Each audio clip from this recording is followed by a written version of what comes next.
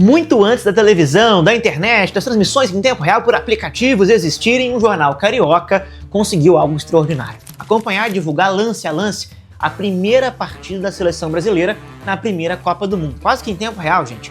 Esse jogo foi disputado no Uruguai em 14 de julho de 1930 contra a Iugoslávia. E o mais incrível, para conseguir esse feito histórico, eles usaram um cabo de milhares de quilômetros entre Montevidéu, no Uruguai, e o Rio de Janeiro, aqui no Brasil.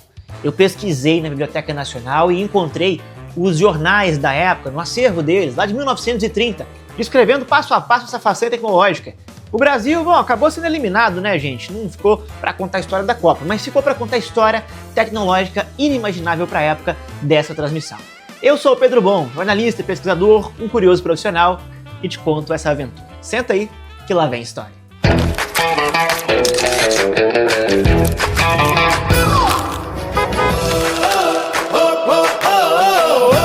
Meus bons, a final da Copa do Mundo tá chegando e eu me perguntei por aqui, como é que a galera acompanhou a primeira Copa do Mundo, a primeira partida do Brasil numa Copa do Mundo, lá antigamente, né, sem tecnologia, sem nada. Essa primeira Copa aconteceu em 1930, como você sabe, no Uruguai, e óbvio, não tinha TV, não tinha internet, não tinha nem rádio direito, hein? Tava engatinhando, uma transmissão nacional já era difícil, imagina internacional, né, fora de cogitação. Foi então que um jornal aqui do Rio teve uma ideia maluca. Reportagens publicadas pelo Diário da Noite, em julho de 1930, mostram que esse jornal montou uma mega operação para transmitir ao público brasileiro as informações desse jogo disputado lá em Montevidéu. E aí a ideia, né, era puxar um cabão, gente, de milhares de quilômetros lá de Montevidéu aqui para o Rio de Janeiro. Essa conexão ela foi feita pela empresa italiana Italcable, que usou um cabo submarino de milhares de quilômetros ligando Uruguai e Brasil. Dias antes dessa estreia da seleção, o jornal anunciou com destaque que o telefone da redação estaria ligado lá em Montevidéu, onde a partida aconteceria.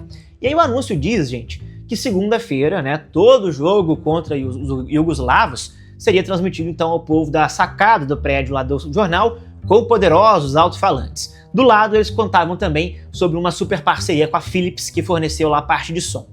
E aí um adendo, tá, pra gente não confundir. Existe o jornal A Noite, que foi fundado pelo Irineu Marinho, que depois fundou o jornal O Globo, né, o Grupo Globo, foi um dos primeiros jornais populares da grande circulação aqui no Brasil, mas nós estamos falando do Diário da Noite. Esse fazia parte dos diários associados de outro gigante da comunicação, o Assis Chateaubriand. Bom, o Diário da Noite tinha edições no Rio e em São Paulo, e chegou a vender mais de 150 mil exemplares por dia naquela época, pra gente ter uma ideia do tamanho desse jornal.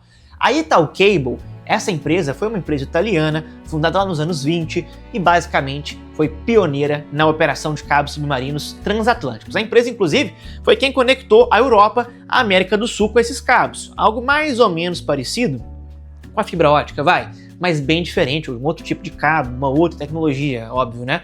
Bom, nos anos 1930, a gente não tinha uma rede telefônica tão estruturada como a gente tem hoje. Então, não era só pegar o telefone e ligar, né? Precisava de uma estrutura enorme, gente, para fazer isso, o que era muito caro e difícil de ser feito. Isso já rolava para ligações locais, tipo, na mesma cidade. Agora imagina para algo entre países, né, internacional, por isso esse aparato todo, cara. E o jornal, meus bons, chegou a publicar uma arte mostrando o trajeto desse cabo submarino e a estrutura usada para essa transmissão. Esse esquema funcionava assim. Um representante lá do Diário da Noite, do jornal, permanecia lá no estádio Parque Central, em Montevidéu, acompanhando lá a partida, com jornalistas, dirigentes, jogadores, etc. E aí de lá, as informações eram transmitidas por uma rede de telefone até uma estação da Italcable na capital uruguaia, no próprio Uruguai. O sinal seguia então por um cabo submerso no Rio da Prata, chegando até o Rio de Janeiro, e aí diretamente para a redação do jornal. Lá na porta do edifício foram instalados alguns alto-falantes para que as pessoas pudessem ouvir os anúncios como se fosse uma espécie de rádio. Mas não é bem o rádio, né, que a gente conhece hoje. Tô editando o vídeo aqui só para não restar dúvida. A Italcable não puxou esse cabão enorme só para a Copa do Mundo. É óbvio que existia um plano muito maior, né, de comunicação entre países. Eles ligaram a Europa, a América do Sul, ligaram o Brasil com outros países, inclusive. Só que existiu esse ineditismo, né, o primeiro jogo da seleção brasileira na primeira Copa do Mundo e transmitido dessa forma maluca, entendeu? Continua o vídeo aí, pô. Bom, em uma das reportagens, o jornal descreve que a ligação permitia conversar com Montevidéu de forma clara, uma coisa impressionante mesmo, né? Para aqueles padrões da época, para os leitores, é porque as chamadas internacionais eram raridade. Houve até uma entrevista exclusiva, cara, com um técnico da seleção brasileira, o Píndaro de Carvalho, que detalhou lá o esquema do Brasil naquele dia, os jogadores e tal. Bom, a estreia do Brasil na Copa do Mundo aconteceu em 14 de julho de 30 e apesar da derrota por 2-1 para a Iugoslávia, a partida acabou entrando para a história, né, por um outro motivo. Por causa desses eventos esportivos que começaram a ter transmissão internacional praticamente, né? Nós tivemos um acompanhamento quase que em tempo real pelo público brasileiro. O formato daquela Copa de 1930 era um pouco diferente, somente 13 seleções disputaram, o Brasil caiu com Iugoslávia e Bolívia no grupo de 3 times, né? Só a mais pontuada passaria, só quem vencesse tudo praticamente, né? O Brasil venceu a Bolívia, mas não tinha ponto suficiente, não avançou. Dizem que a temperatura naquela época chegava próxima do zero, né? 0 grau lá, e por isso também foi um jogo muito duro. Segundo a CBF, 5 mil torcedores acompanharam a partida lá no estádio no Uruguai. E olha que loucura, o jornal, ele estimou em 10 mil o público que estava na porta do prédio, o Diário da Noite, lá ouvindo nos alto-falantes a partida contra a Iugoslávia. Na edição do dia seguinte, eles colocaram uma foto, essa foto aqui, impressionante, né? Foto maravilhosa, cheia de chapéuzinhos ali, o povo cheio de chapéu ali, só dá pra ver o chapéu da galera ouvindo ou acompanhando esse jogo. Agora imagina o que não passava na cabeça do torcedor diante de uma coisa rara, impressionante para a época, né? Só que não foi só alegria, viu, gente? Esse jornal, ele conta ainda que a transmissão foi um grande sucesso, só que teve um pequeno erro de informação. O primeiro gol da partida, que foi da Iugoslávia, foi informado como se fosse do Brasil. E a galera estava achando que o Brasil estava vencendo o jogo. Mas aí foram os iugoslavos que marcaram 2 vezes. E o preguinho diminuiu pra gente no final da partida e ficou 2-1 pros caras, né? E o jornal conta de um tom até bem humorado, né?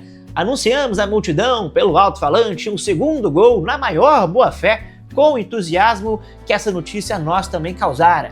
Logo depois, porém, verificamos o engano e lealmente comunicamos à massa popular. Aí olha essa frase, houve descontentes, mas cumprimos o nosso dever, é o que escreveu o jornal. Cara, a porrada deve ter comido nesse momento lá, né, amigo? Conhecendo o brasileiro, era chapéu voando pra todo lado, e depois de descobrir que o gol não era do Brasil. Bom, agora olha que loucura, gente. Hoje em dia, a gente fica aí vendo, né, o pessoal brigando por segundos de delay, né, procurando antena, transmissão com menor delay, pra comemorar o gol primeiro, não ter aquela distorção do vizinho. Naquela época, a turma só queria saber mesmo, era a notícia no mesmo dia. Era nem no mesmo segundo, não. Se soubesse ali no mesmo dia, com precisão, quase que na mesma hora, seria algo já importante para aquele pessoal ali. Bom, meus amigos, é isso. Se você curtiu essa história, a primeira transmissão da primeira Copa do Mundo, eu recomendo que você se inscreva no canal. Esse é o primeiro de muitos e outros vídeos que vão vir por aqui. Esse é o Papo Bom. Meu nome é Pedro Bonenberger, pode me chamar de Pedro Bom. Nós vamos ficar juntos aqui, nós dois contando boas histórias. E eu prometo a você vídeos com boas histórias, com pesquisas aprofundadas e, é claro, com todo o cuidado com a informação que minha formação jornalística me dá. Então, se você curte boas histórias, se inscreve aqui, dá esse voto de confiança, seja bem-vindo. Esse é o Papo Bom. E me conta aqui nos comentários, inclusive, já imaginou que essa primeira transmissão demandou tanta tecnologia? Hoje em dia é mais fácil, né? Você pode escolher, inclusive, qual o seu narrador favorito, a sua emissora favorita, se quer ver no YouTube, se quer ver num aplicativo de televisão, se quer ver na própria rede de televisão normal. Naquela época não era fácil não, viu, gente? É isso aí, se inscreve no canal, seja bem-vindo e até a próxima. Valeu!